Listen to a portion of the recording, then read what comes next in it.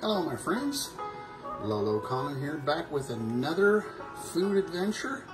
We're going to be making a delicious stir fry tonight. We're going to be using some ribeye steak. And this is pretty awesome because this stuff is usually twice that amount, but I got it in the reduced bin at my local Smith/Kroger store a few days ago. So we're gonna use that, and boy is that gonna really taste good. And also, I'm using the famous P.F. Chang's home menu Mongolian style barbecue sauce. Now I may be adding a little bit of brown sugar or some other spices along with this, but this will be kind of like the, well, it's going to be the sauce that we're going to mix up with this. Of course, I always like to use some of my Chef Cuisine minced garlic. I usually put at least a good heaping tablespoon in there. And then, of course, Kroger brand vegetables, stir fry, starters. I think I paid maybe $1.79 for that whole bag. This is definitely enough food to feed, well, 2 adults and maybe a couple of little kids. So this is a pretty good meal. The P.F. Chang's is a little bit expensive. I think I paid like about $5 a bottle. The garlic, of course, it's around that too, but I mean, I've been using this for several months. So let's just say we just put the steak and the veggies, and this is just the different ingredients we're gonna be putting in there. All this together, depending on the amount of the ingredients that you're going to put in there, you're talking around $10 to $15. And this is a great meal, very healthy. And over here, we're going to be using my favorite Royal Authentic Basmati rice. We're gonna put that in the rice cooker here in a few moments. And that's what we're gonna use to pile on this delicious Mongolian barbecue after it is completely cooked. This is about $10 a bag, but again, this will last you for, it depends. If you're eating just one rice meal a week, this is definitely gonna last you 2 to 3 months. And it's my favorite. It is so delicious. Very, very good with the rice-based dishes. Okay, so I've got about 2 to 3 cups of rice here in the rice cooker. It's a smaller rice cooker. It's not that big, but it's definitely big enough to make enough rice to feed a family of 4 very, very easily. And I like to clean the rice, even though they say it's already clean. I still do that. I like to do at least a double rinse on it. So let's go ahead, put some more water in. Rinse this up here. Okay, now, this is how you kind of do this. Since there's about close to an inch of rice in here, how do you do this when I lived in Asia a few years ago? We would put about an inch to an inch and a half of water. And that's going to cook that just about perfectly. So let's go ahead and put that in. Put the lid on. And plug this puppy in. Set it and forget it. My wife said it's always good practice to wash any meat before you consume it. So I give it a good wash out all the blood and everything off of it. And also, according to her, and it's true, every meat has kind of a gamey smell. So it's good to do that as well. Now, if your meat has been sitting too long in the fridge and it hadn't been frozen, which I don't like frozen meat myself, I like to just bring it home and refrigerate it. Make sure that if it has any tinge of a little bit of an odor, you can actually put it inside of a bowl with some cold water and squeeze a half a lemon in it. And maybe you can put a little tiny bit of salt in there. Let it sit for about 10 minutes and that smell will be completely gone. So there is some advice for you from my professional chef wife. So we're gonna go ahead and we're gonna cut this up and get it ready for the deep frying pan over here. Okay, my friends, the beef has been sliced up, kind of like how you would slice up meat like for fajitas, but of course this is going to be the Mongolian beef tonight. And as you can see, I left all the good fat in there. My wife said, don't ever cut off and throw away the fat. The fat is what gives it taste. And of course, it gives it some lubricancy inside of the pan as it is sauteing. But first, we're going to go ahead and start cooking these frozen vegetables in some of my favorite Pompeian extra virgin olive oil. And we're going to put another pan on top of that and let it slowly saute and get to soften up before we add the meat, because of course the meat will cook quicker than the vegetables. All right, my friends, we're going to go ahead and add stir-fried vegetables in here. Let's go ahead and get something to stir this with. Alright, so we got it in there. This is my favorite stir. It's all burnt up and kind of old, but I still love it and I use it every time I saute anything.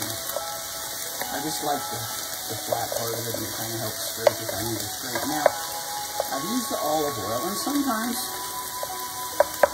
vegetables will absorb a lot of that oil.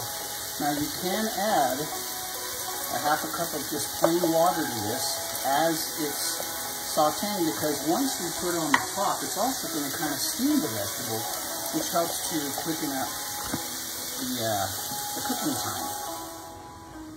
Okay, so now you can let them sit for a few minutes. You can see it is really looking good.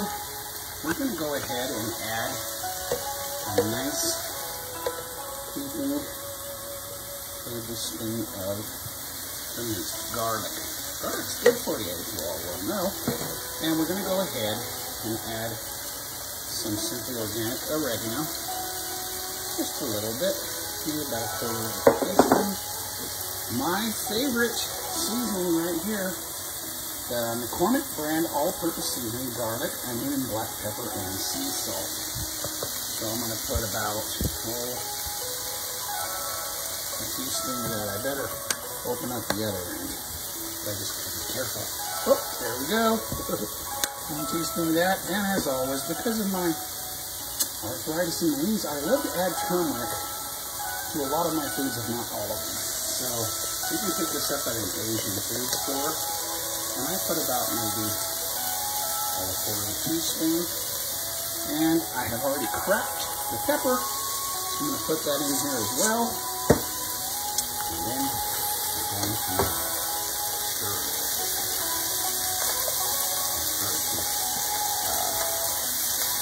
integrate the spices into our stir fry. Okay, now it is time to add the meat. But before I do, I'm going to go ahead and pour half a cup of water into this kind of seasoning. And we're going to add the meat right in there. Now you can clear the vegetables and whatnot around the sides to kind of let the heat from the gas powered stove directly hit that meat and start getting it to cooking and browning up nicely. So we're going to go ahead, put the lid back on after we have mixed this in and let it cook some more before we add the P.F. Chang's Mongolian barbecue sauce. Okay, my friends, now let's go ahead and take a look. Oh, look at that.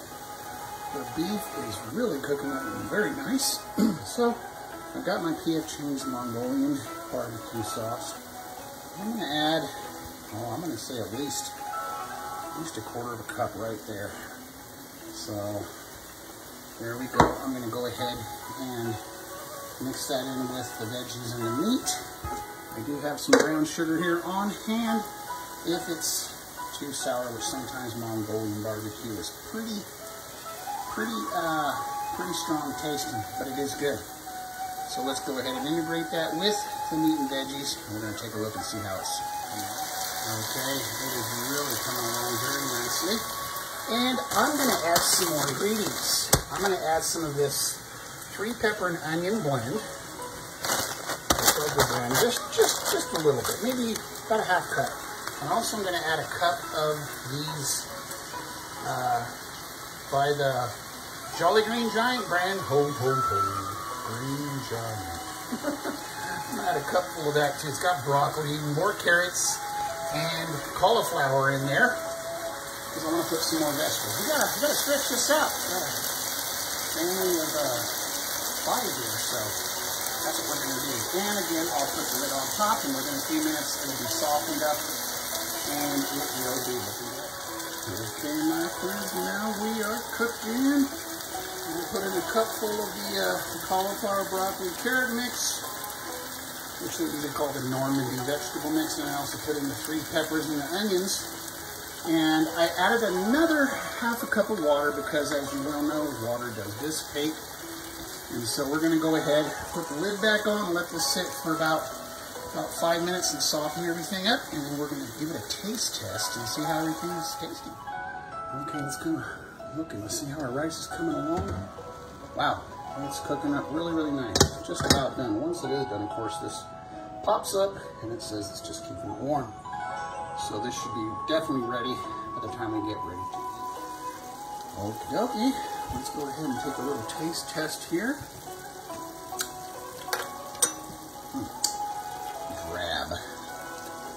Very boring. So we are going to use my old standby,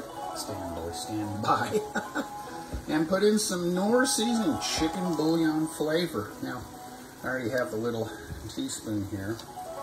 We're gonna put a heaping teaspoon in here. Try that out first. Also, I'm gonna add a little bit of brown sugar. A little bit clumpy here. About a heaping tablespoon of that as well. We're gonna go ahead, mix that in, and test it again and see how it goes. Okay, folks, let's go ahead and do another taste test here.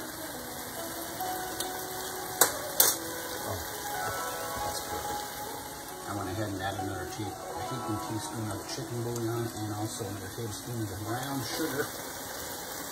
And it is perfect. So we're going to go ahead, put the lid back on, turn this down low, and let it simmer for maybe about another 5 minutes, and by then the rice should be done. I'm going to plate this meal, and you'll be able to see what it looks like. All right, my good friends, it is done. We have made a wonderful meal here this evening. The famous Mongolian beef barbecue stir fry with our delicious basmati rice, and I even have some authentic chopsticks to go along with this. Thank you so much for spending time with Lolo Kano this evening. I sure appreciate it. And all of you take care, and take care of one another. Thanks again. God bless, and always remember, life is an